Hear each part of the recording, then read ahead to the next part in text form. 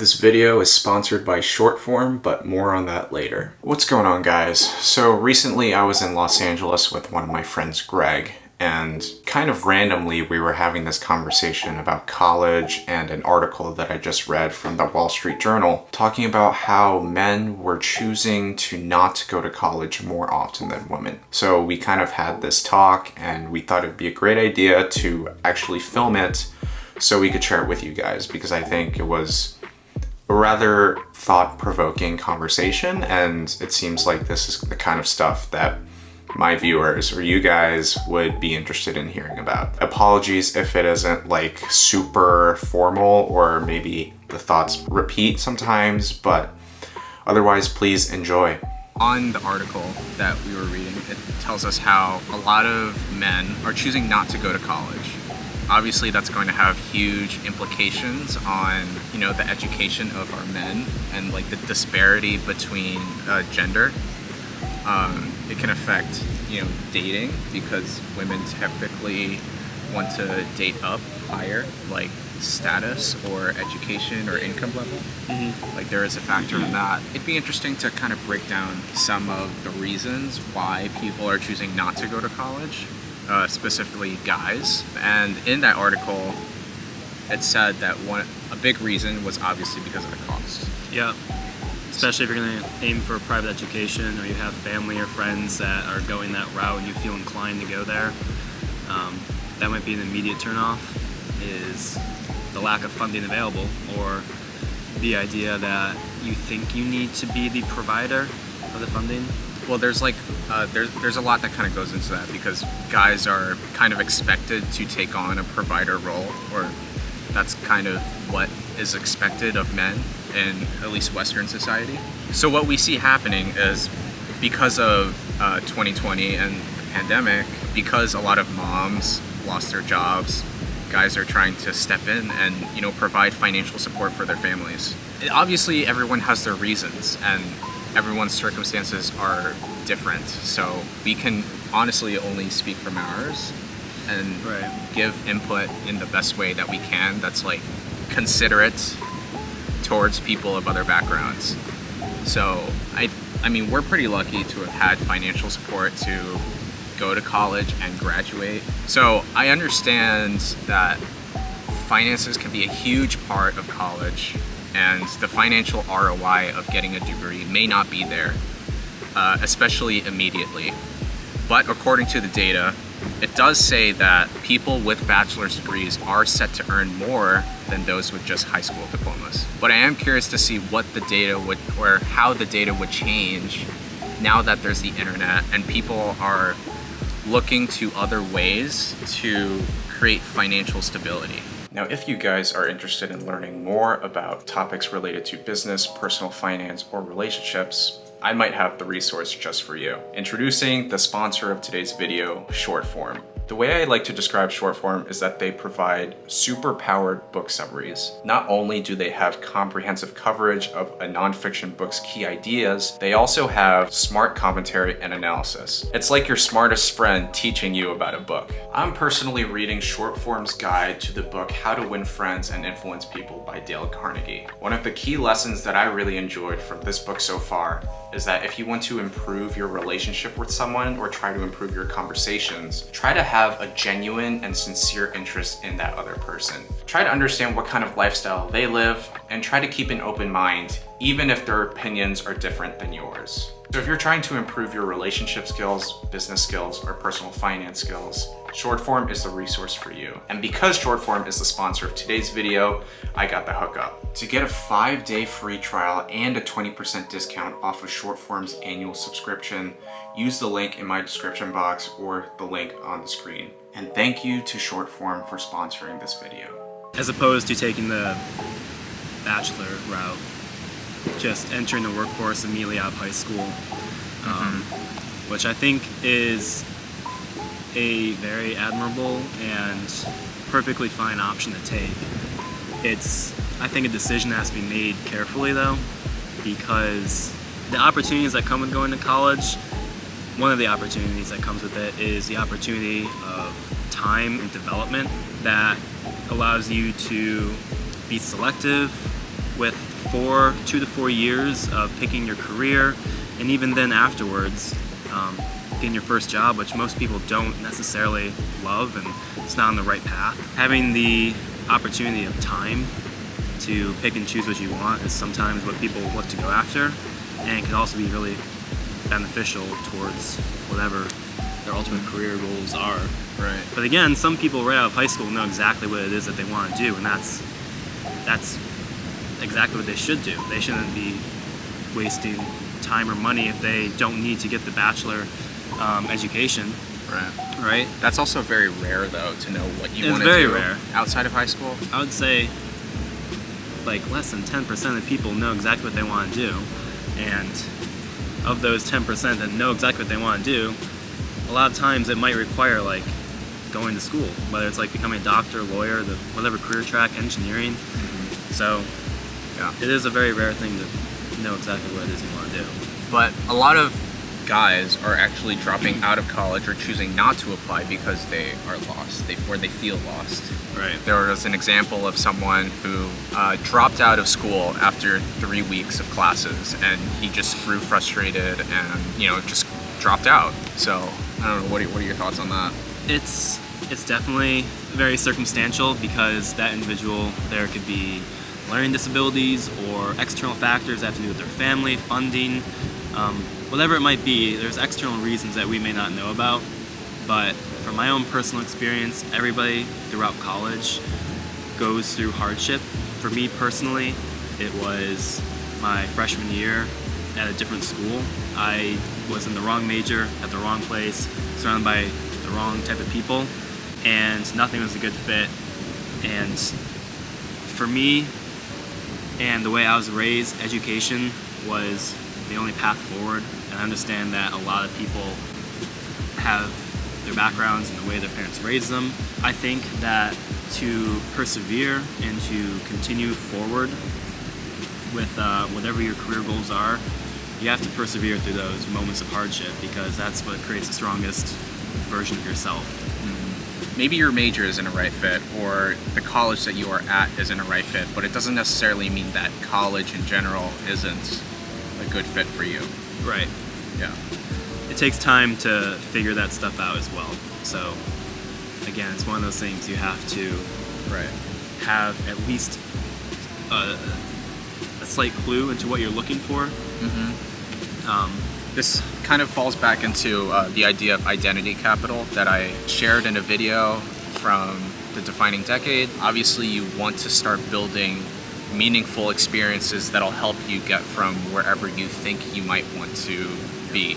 I mean, everyone's path kind of changes, and you can't necessarily expect success to be linear, right? Yeah. And to go off of that, actually, I think one of the valuable things that come out of Northeastern is the co-op program, because you have opportunities that you might not necessarily like, or are not necessarily on track of what you want to do, but through those hardships and through those opportunities that you feel are worthless, there's actually a lot of value, right? So you know what you don't like, you know where at least you want to be headed, you know certain attributes about your career or just basic life skills that will take you to that next point. And it's not going to be a linear line that you follow. You might enter into another career or another job that you don't necessarily love, and you're going to learn things from that, and you're going to jump to the next one as long as you continue forward. I'd say knowing what you don't like is really just as important as finding things that you do like. So when it comes to bad experiences or not so positive experiences, like at least you know this is something that you don't want to do. And that's also very valuable information. Like even in hindsight, when people are like decades into their career, it almost feels like it was linear, because they understand the progression of their career and what led them from one step to the next. But when you're in like your late teens, your early 20s, you probably don't see it. So I still don't really know what I'm doing, because like I'm in marketing, it's what I studied, it's what I have a job in. Is that going to be my career? I don't really know. Like I can't tell you where I'm going to be 5 or 10 years from now, but the present is honestly like all we have right now, and what I can go off of. So Yeah.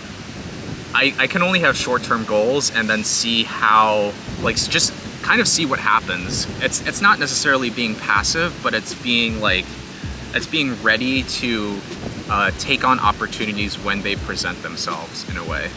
Like while I'm building my repertoire of skills, Yeah. if there's something that comes up where the skills that I've gathered from marketing and YouTube that can be applied there, then it could be a good fit.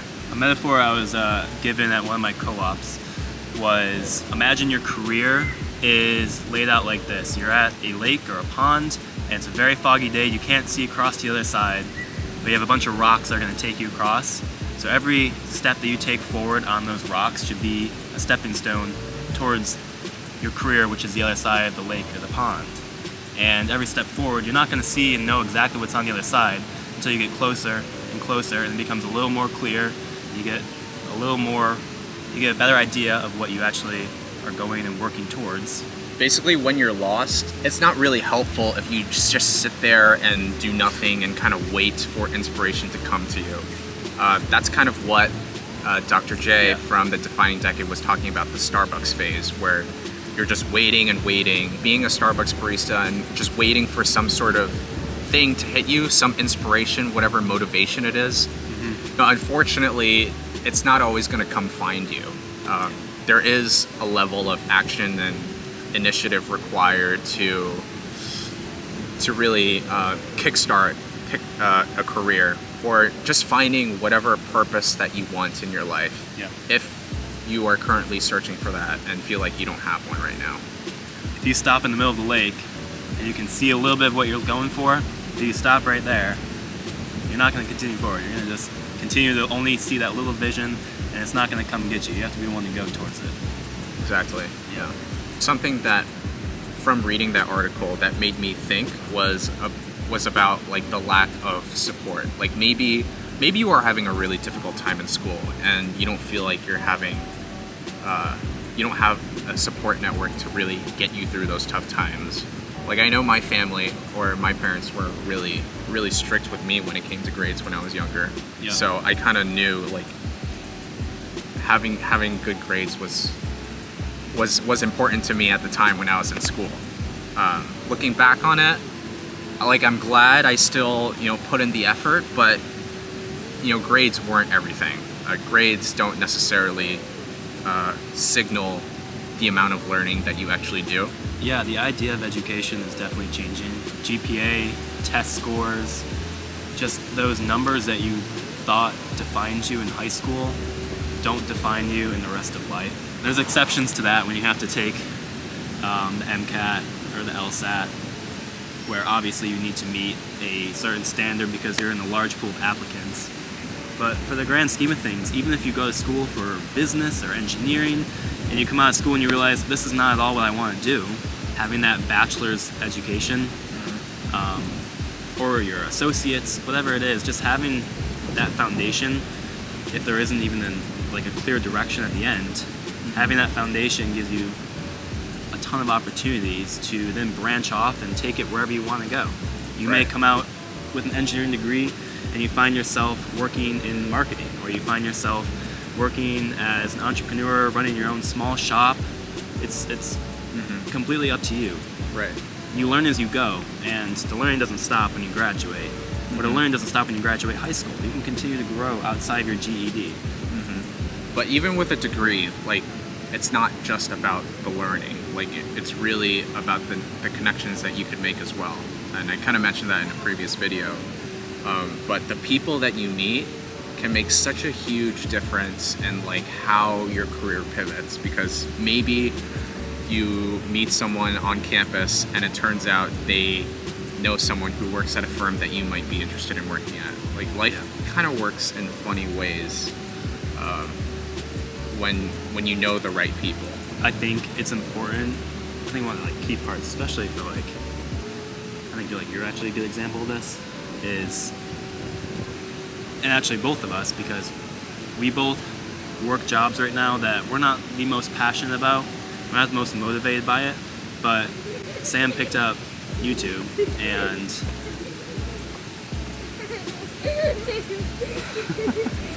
There's some kids running around us. Kids. Yeah, we might not necessarily love our 9-to-5 jobs, but you might have this itch or this urge to start YouTube like Sam did. Or for me, like I really want to eventually start my own business. So I've been talking with all my friends just about ideas, not even with a solid idea, just about ideas.